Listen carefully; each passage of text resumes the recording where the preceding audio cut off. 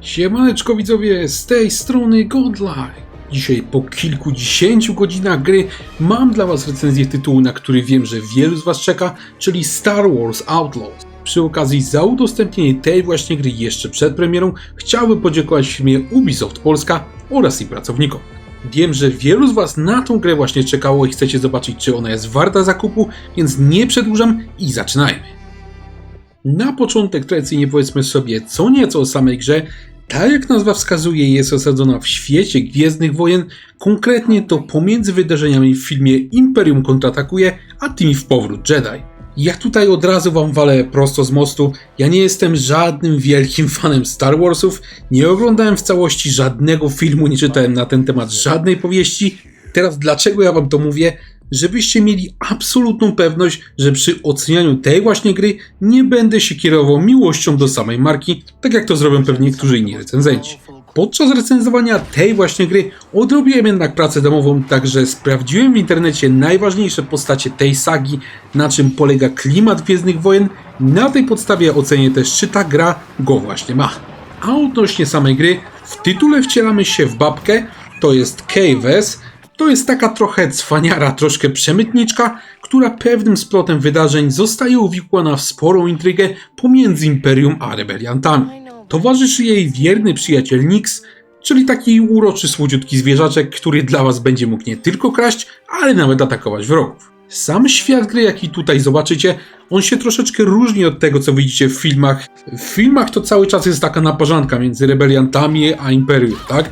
Tutaj jest inaczej. Tutaj w kosmosie oraz na planetach nierzadko prawo stanowią ogromne syndykaty przestępcze, dla których będziemy pracować, a samych wielkich potęg właśnie jak na przykład Imperium nie ma tam wcale tak zbyt wiele. W Outlaws oprócz samego podróżowania po planetach i wykonywania zadań, oczywiście będziemy także mogli się naszym statkiem zapuścić w przestrzeń kosmiczną, a nawet prowadzić walki z ogromnymi statkami. Jest to więc kolejna gra RPG od Ubisoftu, choć mocno różniąca się od takiego asasyna. Podzielmy sobie więc tę recenzję na parę elementów, a będą to świat gry oraz zadania frakcji, walka w kosmosie i na planetach, fabuła i postacie. I zacznijmy od tego pierwszego elementu.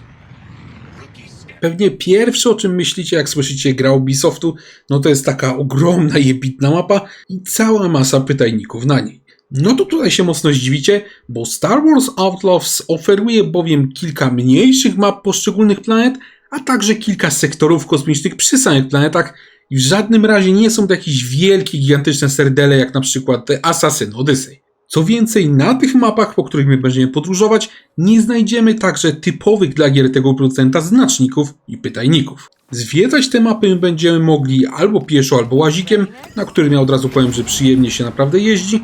Ale skoro nie ma tutaj znaczników, to skąd możemy wiedzieć, gdzie coś ciekawego znajdziemy? No tutaj widzowie trzeba po prostu zwiedzać, badać i eksplorować, tak samo jak za starych czasów, za którymi na pewno wielu z was tęskniło.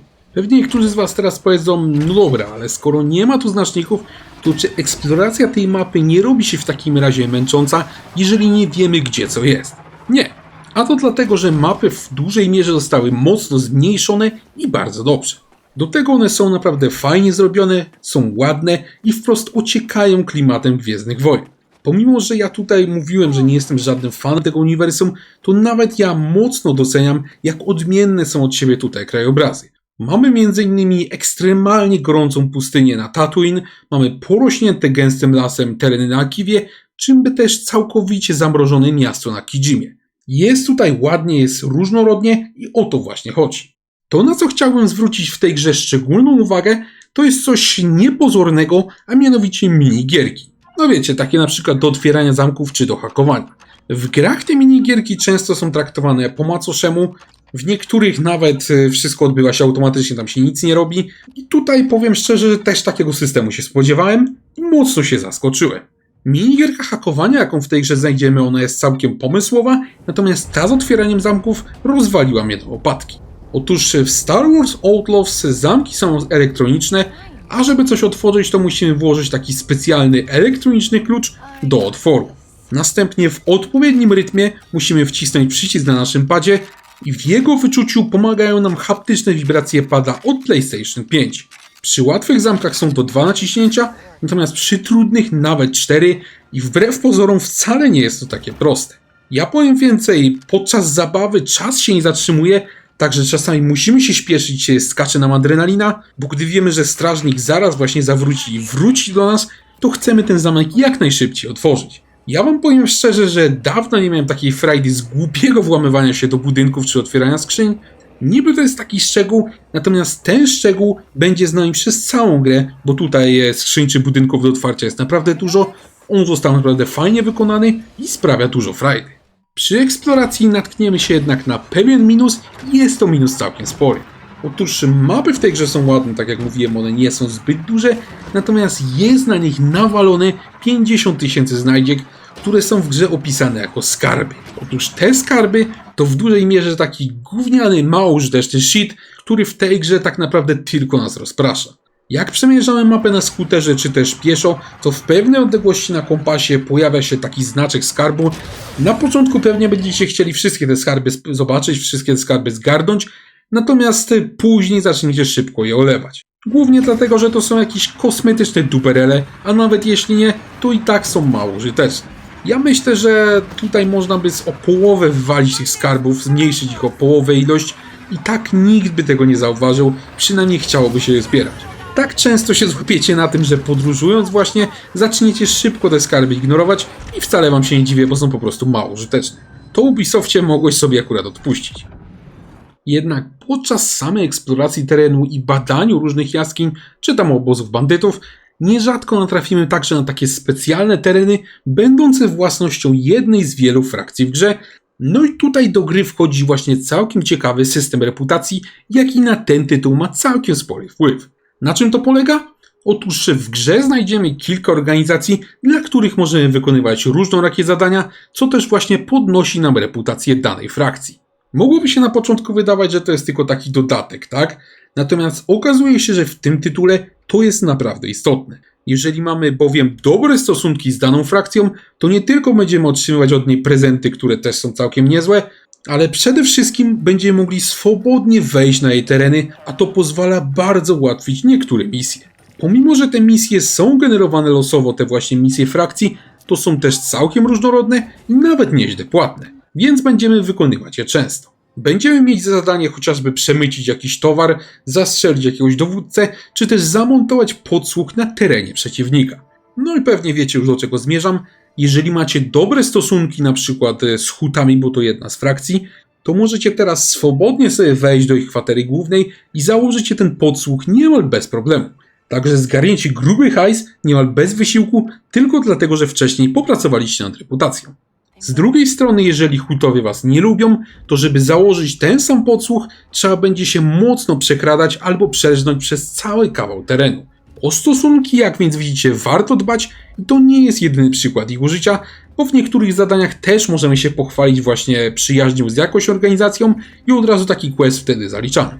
Co ciekawe, czasami jak będziemy wykonywać jakieś zadanie, to dostaniemy też ofertę konkurencji, żeby naszego pracodawcę zdradzić. To, co tutaj zdecydujemy, zależy oczywiście od nas, to jest też fajne i wprowadza to powiew świeżości do gier Ubisoftu, którego tutaj brakowało. Ja tutaj, jeżeli chodzi o ten system reputacji, to tylko żałuję, że nie zdecydowano się go wykorzystać w misjach głównych. Te w dużej mierze one wyglądają dokładnie tak samo, nie ma tutaj znaczenia, czy mamy super reputację z kimś, czy też nas nie lubią, a to bardzo wielka szkoda.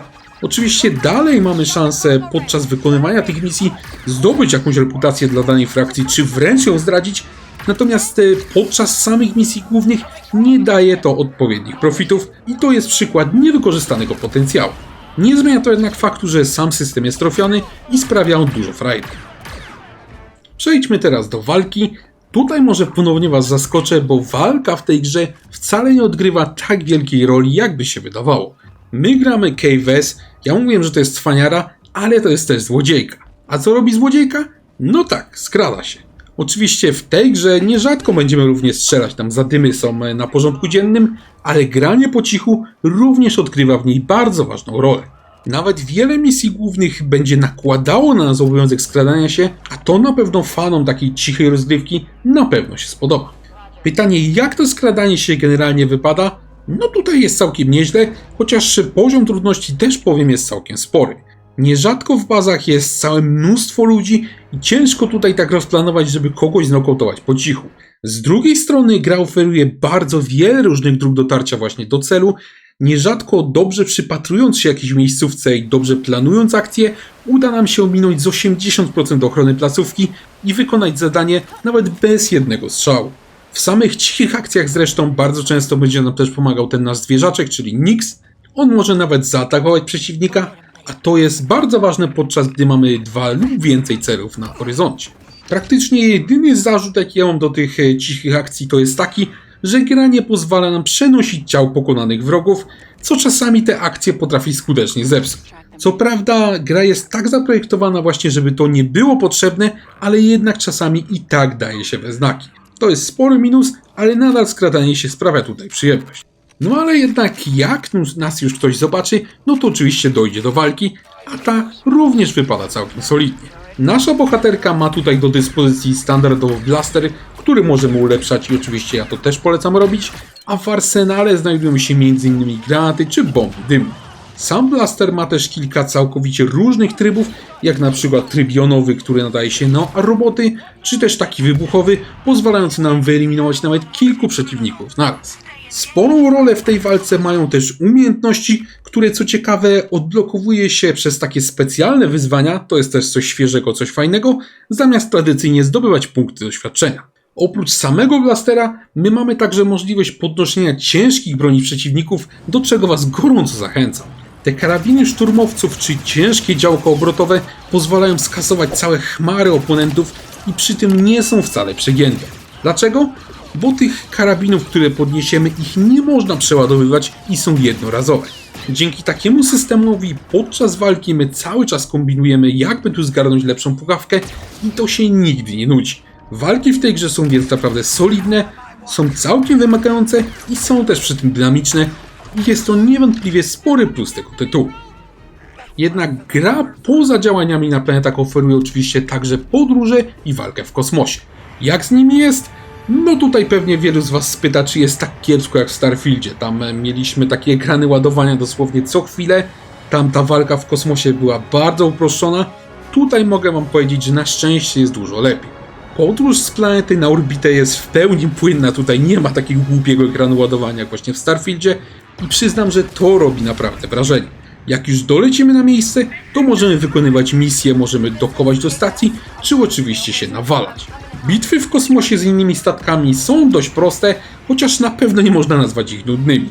Na najwyższym poziomie trudności zdarzało się, że ja zostałem po prostu zmasakrowany, szczególnie jak rzuciłem się na jakieś większe statki. Przeciwnicy tutaj z reguły są dość szybcy, jest ich co najmniej kilku, potrafią też kombinować, robić uniki, także my też musimy mieć się na baczności. Do naszej dyspozycji jest całkiem spory arsenał, mamy tutaj 3 typy działań laserowych, 3 typy rakiet, wieżyczkę automatycznie atakującą wrogów, czy też specjalne systemy zakłócające. Ogólnie więc walka w kosmosie jest całkiem fajna, natomiast boli mnie jedna rzecz.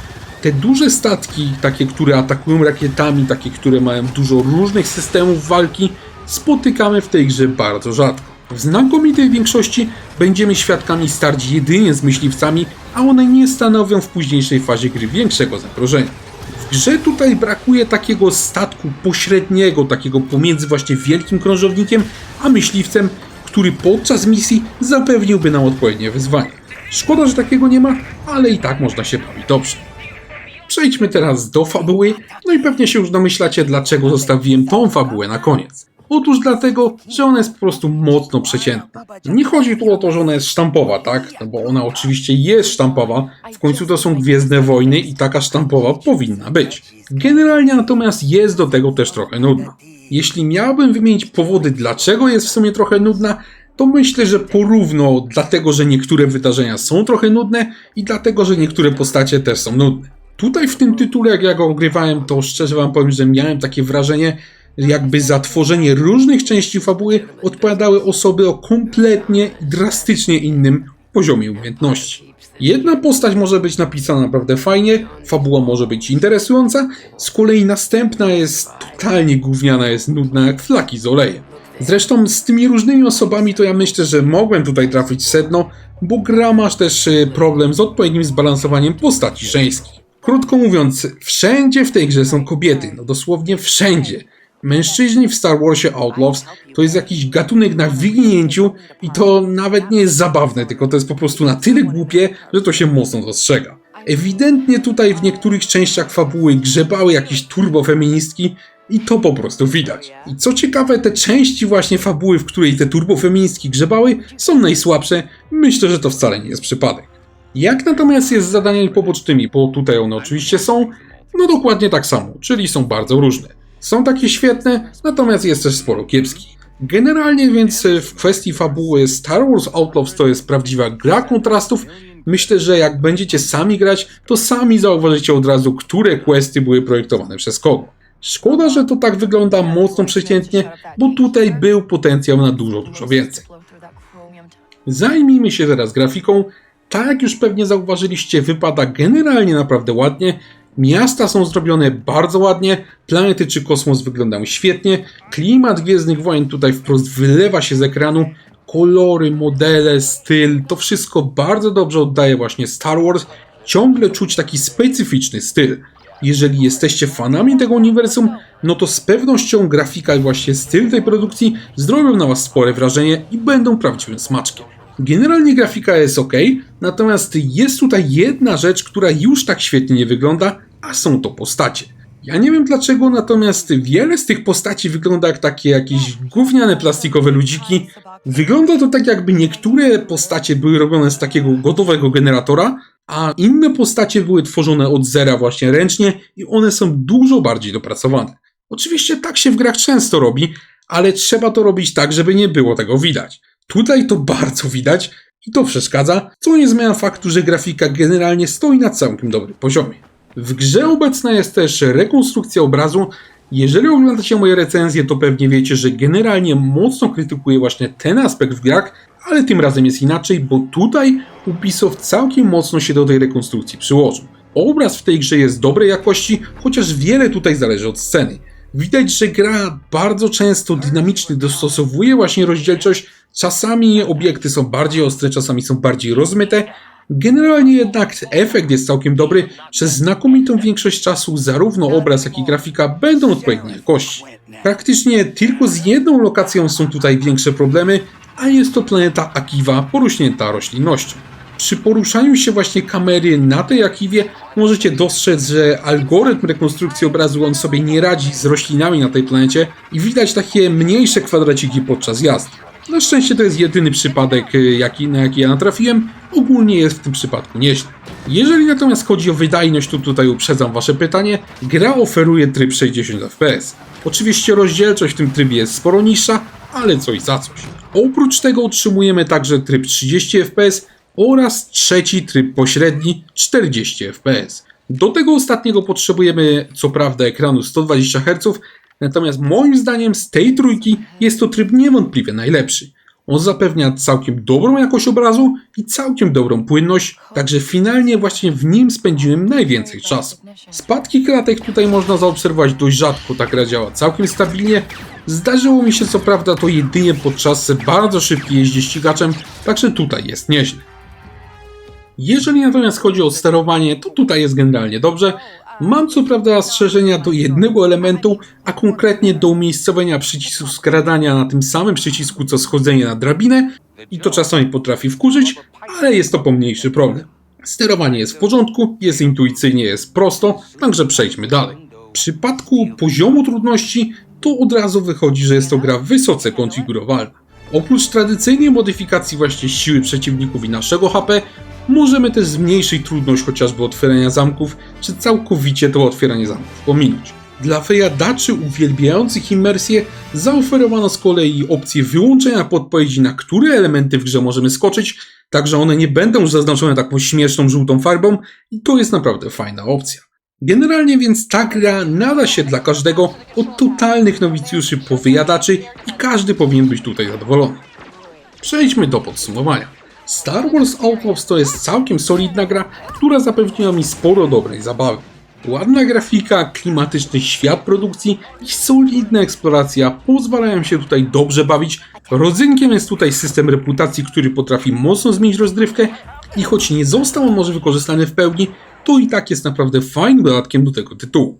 Jeżeli natomiast chodzi o minusy, to na pewno jest tutaj kontrast w fabule i postaciach, które potrafią być naprawdę słabe, nadmierna ilość znajdziek, które są niepotrzebne oraz okresowo ilość błędów, która czasami była większa niż bym się tego spodziewał.